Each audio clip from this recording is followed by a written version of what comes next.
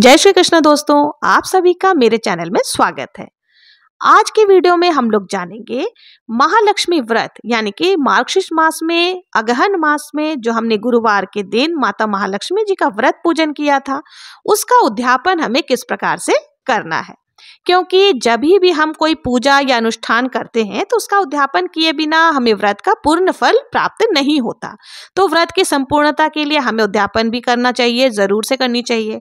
आज के इस वीडियो में आपको उद्यापन की विधि और हमें चौकी कब हटानी है, कैसे हटानी है, जो भी हमने सामग्री ली है, कलश, नारियल, कलश के जल, श्रृंगार सामग्री, इन वस्तुओं का हमें क्या करना है और किस प्रकार से हमें इन व्रतों को संपूर्ण करें। क्योंकि जब भी हम किसी भी व्रत पूजा को करते हैं तो उद्यापन करना या विसर्जन करना ही पूजा की संपूर्णता मानी जाती है। आज मार्गशीर्ष मास का अंतिम गुरुवार है और अब तक आपने यदि मार्गशीर्ष मास के हर गुरुवार को धन की देवी माँ लक्ष्मी जी का पूजा आराधना की है तो अब बारी है व्रतों के उद्यापन की। क्योंकि किसी भी व्रत का उद्यापन करना इस व्रत की पूर्णता है, तभी व्रत का पूर्ण फल हमें प्राप्त होता है। तो सबसे पहले आपको ये भी जान लेना है कि किस तरह से उद्यापन करना है, कौन सी गलतियां हमें उद्यापन के समय नहीं करनी है। क्योंकि कई बार ऐसा होता है कि हमने बहुत श्रद्धा से नियमों का पालन करने के साथ ही व्रत रखे होते हैं, पूजा विधि विधान से की है, लेकिन उद्यापन के समय हम जानकारी के अभाव में या जानबूझकर कुछ गलतियां कर बैठते हैं, जिस कारण से भी हमारे व्रत अधूरे माने जाते हैं। तो ऐसी गलतियां आपको नहीं करनी है। कब आप पूजा कर सकते हैं, उद्यापन किस समय करना चाहिए, सुबह, दोपहर या फिर शाम को उद्यापन करना चाहिए, उद्यापन से पहले आपको किन किन बातों का ध्यान रखना है, ये सारी जानकारी आज की वीडियो में आपको मिलने वाली है। तो इसलिए वीडियो को पूरा जरूर से देखें और आप वीडियो को स्किप ना करें।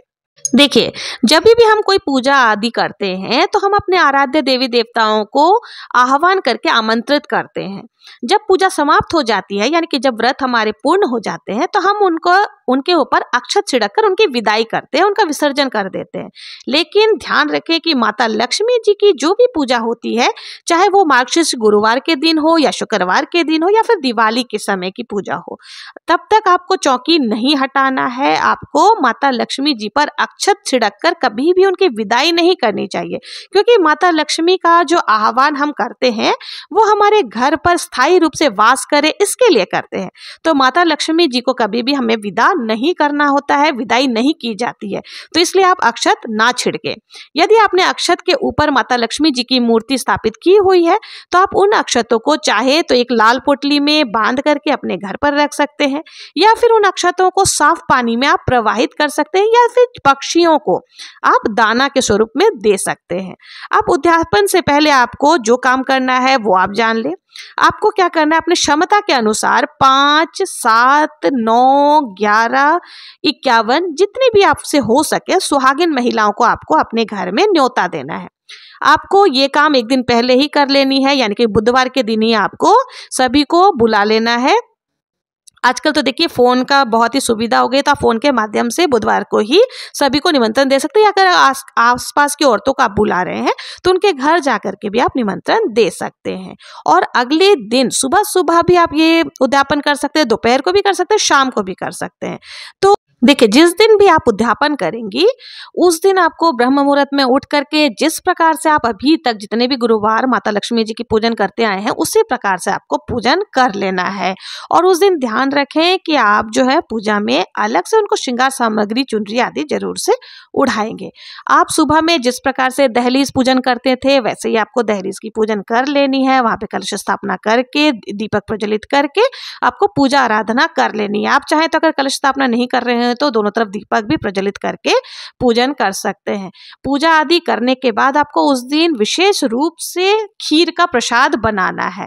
और जो खीर का प्रसाद है उसमें आपको केसर जरूर से डालना है, क्योंकि आपको केसर युक्त खीर का भोग माता लक्ष्मी जी को लगाना है। और फिर उसी भोग को आपको जितने भी आपने सुहागिन महिलाओं आदि को बुलाया है उनको प्रसाद स्वरूप पहले आपको खीर का प्रसाद देना है, उसके बाद ही आप कुछ भी नमक का सेवन उनको करने के लिए दें।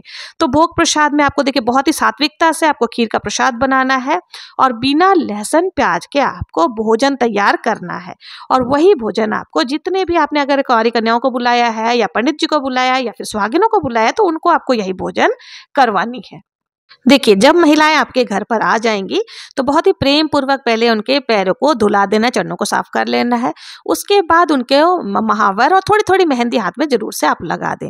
उसके बाद सबसे पहले भोजन में उनको हमें खीर का प्रसाद ही देना है, क्योंकि हमने खीर का प्रसाद ही माता रानी को भोग में लगाया है। तो सबसे पहले हम खीर का प्रसाद उनको देंगे और उसके बाद ही जो भी हमने सात्विक भोजन बनाया है वो हमें परोसना है, यानी कि नमक हमें बाद में परोसना है, पहले हम खीर का प्रसाद ही देंगे।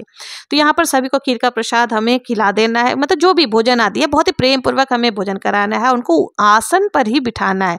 ऐसा आपको होना चाहिए कि आप जैसे स्वयं माता लक्ष्मी जी आपके घर पर आई हुई हैं। फिर जितनी भी आपके सामर्थ्य के अनुसार जो भी भेंट है आप देना चाहते हैं, देखिए इसमें श्रृंगार सामग्री आपको जरूर से देना चाहिए, क्योंकि हमने श्रृंगार सामग्री, लक्ष्मी माता का व्रत है तो इसमें श्रृंगार सामग्री का विशेष महत्व होता है। तो यथासंभव अगर कन्याएं हैं तो उनको भी आप महावर आदि जरूर से लगा करके दें, और जितनी भी महिलाएं हैं उनको यथासंभव श्रृंगार सामग्री के साथ कुछ भी आप, अगर साड़ी कपड़ा आपके सामर्थ्य है तो आप साड़ी साया ब्लाउज आदि भी दे सकते हैं। और फिर उनके चरण स्पर्श करके आशीर्वाद जरूर से आपको लेना चाहिए। कोशिश करें कि कोई भी महिला यानी सुहागन जो आपके घर आई है वो खुश होकर के ही जाए, निराश होकर कोई भी ना जाए। उनका आशीर्वाद लेकर सम्मान सहित उन्हें हमें विदा करना चाहिए। अगर आपने सुबह के समय उद्यापन किया है तो जो भोग प्रसाद आपने माँ लक्ष्मी जी को अर्पित किया है उसे आप उस समय यानी कि सुबह के समय ग्रहण नहीं करना है। आपको इस दिन पूरे दिन व्रत उपवास रखना है, और जब आप शाम के समय जब पूजा कर लेंगे यानी कि सभी सुहागनों को आप जिमा लेंगे, उसके बाद आप फलाहार कर सकते हैं या फिर उसके बाद आप भोजन कर सकते हैं। ना चौकी कब हटानी है, तो देखिए गुरुवार की पूजा जब भी हम करते हैं तो गुरुवार के अगले दिन यानी शुक्रवार को हमें चौकी हटानी चाहिए। भले ही महालक्ष्मी जी की पूजा का ये दिन है, लेकिन आप सुबह को पहली चौकी हटाएंगे। आप उस दिन लक्ष्मी माता को जिस प्रकार से पूजा व्रत आदि करते हैं उस तरह से आपको पूजा आदि कर लेनी है। चौकी हटाने के लिए सबसे पहले आप चौकी को थोड़ा सा हिला करके रख देना है। माता लक्ष्मी जी से प्रार्थना करके आपके द्वारा किए गए पूजा पाठ व्रत उपवास को भी आप स्वीकार करें और आप अपनी असीम कृपा हम पर, हमारे परिवारजन पर बनाए रखें। इसके बाद माता लक्ष्मी जी की जो प्रतिमा है उन्हें आप थोड़ा सा हिलाकर रख देना है। कलश की जो सामग्री है उसे हटाएं। ध्यान रखें कि श्रृंगार की जो सामग्री आपने माता लक्ष्मी जी को अर्पित की है उसे आप या आपके परिवार के सुहागिन महिलाओं को ही यूज करना है, यानी कि प्रयोग करना है, बाहर किसी को आपको नहीं देना है।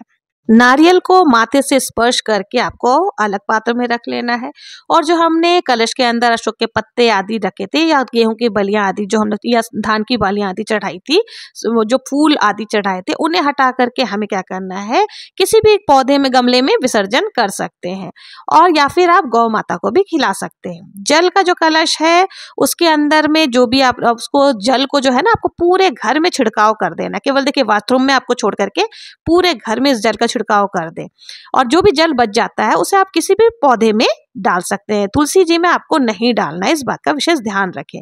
और जो हमने सिक्का आदि कलश के अंदर डाले थे आप उसको सुखा करके अच्छे से एक पोटली बांधकर अपने घर में जहां भी आप धन रखते हैं वहां पर आपको संभाल करके रख लेना है। अब लोगों के मन में एक प्रश्न आता है कि नारियल का हमें क्या करना है, यानी कि जिस नारियल को हमने माता लक्ष्मी का स्वरूप बना करके पूजा आराधना की उनका हमें क्या करना है।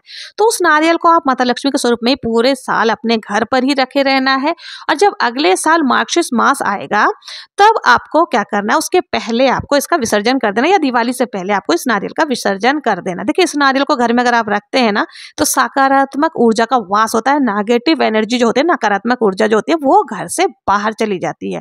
तो इसको घर में रखना बहुत ही शुभ माना जाता है।